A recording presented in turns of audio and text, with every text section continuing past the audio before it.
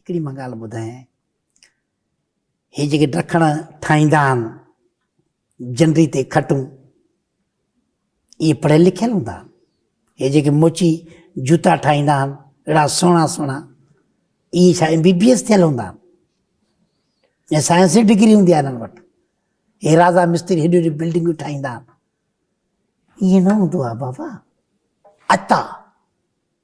अता करण वारा, मां मिसकीन बाजारो तुंहिंजो बानो, कर असांखे पियानो त दुनिया वॼाए मौज करे। भला पंहिंजो लिखियो पढ़ी वेंदा आहियो? जी साईं, छो न पढ़ंदो? जेके दवाऊं लिखी ॾींदा आहियो पाण पढ़ी वेंदा आहियो छा? मां ई पढ़ंदो आहियां, ॿियो केरु न पढ़ी सघंदो आहे। या तव्हांजो जेको मेडिकल वारो उहो पढ़ंदो? मेडिकल वारो बि मां पाण। मेडिकल में दवाऊं हिते पयूं आहिनि मुंहिंजे घर में।